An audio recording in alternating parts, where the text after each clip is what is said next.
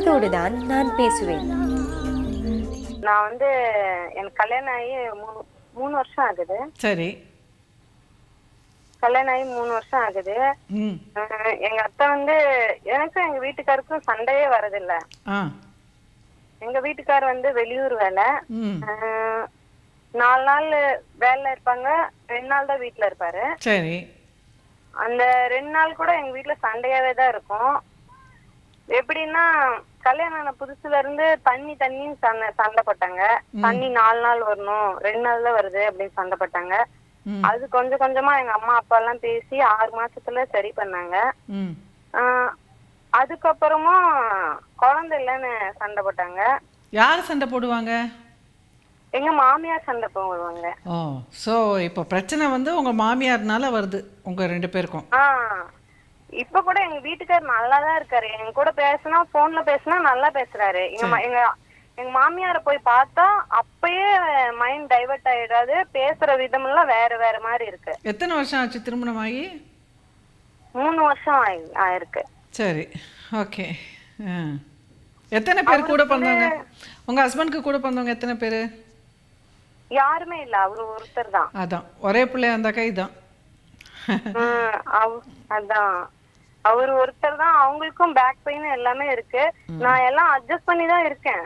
சாப்பாடு கூட நான் இது வரைக்கும் எங்க வீட்டுக்காரருக்கு போட்டதில்ல. சமைப்பேன், எல்லாம் பண்ணுவேன், துணி எல்லாம் மடிச்சு வச்சுப்பேன். அவங்கதான் வந்து செல்ஃப்ல வச்சுக்குவாங்க, எல்லாம் பண்ணுவாங்க. எல்லாத்துக்குமே நான் அட்ஜஸ்ட்மெண்ட் பண்ணி தான் போகிறேன். அட்ஜஸ்ட்மெண்ட் பண்ணி போனாலுமே அவங்களுக்கு ஒரு சின்ன சின்ன தப்பு கூட பெருசா தெரியுது. ரொம்ப கண்ட்ரோல் பண்றாங்கல்ல, ரொம்ப பாஸ் மாதிரி. ரொம்ப கண்ட்ரோலா பையன் எனக்கு தான், நீ என்ன அப்படின்ற மாதிரி அப்படிங்கறாங்க. அந்த பையன் என்னோட பையன் சொல்றாங்க, வார்த்தைக்கு வார்த்தையே சொல்றான். என் பையன் ஒரு வாட்டி குழந்தை பிறந்துருச்சு. 3 வருஷம் முன்னாடி, 1 வருஷம் முன்னாடி குழந்தை பிறக்கலாம் சண்டை போட்டாங்க. அப்புறம் நிறைய ஹாஸ்பிட்டல்லாம் போய் அவருக்குமே எனக்கு ஃபீலிங் வரலன்னு சொல்லிட்டாரு.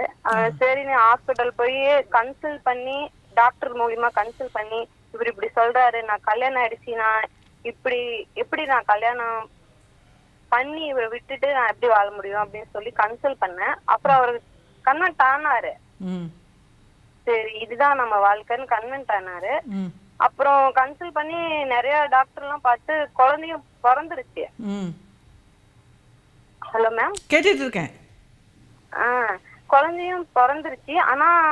ஆனாலுமே அவங்க வந்து சின்ன சின்ன பிரச்சனைய பெருசா நினைக்கிறாங்க எங்க மாமியாரு. இப்போ உங்க குழந்தைக்கு என்ன வயசு? இப்போ 1 வருஷம் ஆயிருக்கு, 1.5 வருஷம்.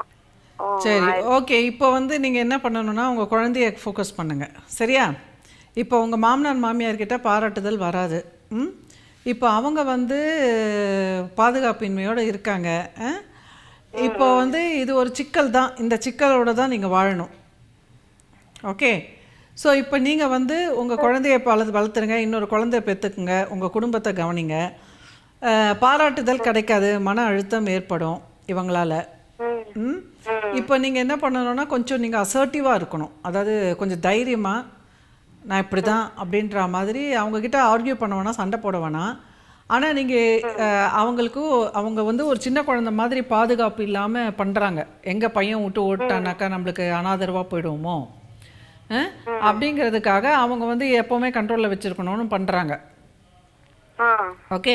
ஸோ இப்போதைக்கு இந்த பிரச்சனைலாம் எடுத்தீங்கன்னா உங்களுக்கும் உங்கள் கணவருக்கும் பெரிய பிளவு ஏற்பட்டுடும். ஒரு 7-8 வருஷம் 10 வருஷம் தள்ளி போடுங்க.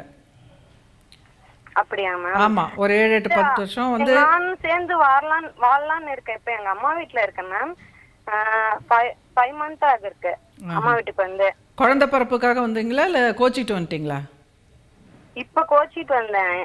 என்ன வாழவே விட மாட்டேங்கிறாங்க. சின்ன சின்ன பிரச்சனை எல்லாம் நான் டேட் ஆயிட்டேன்.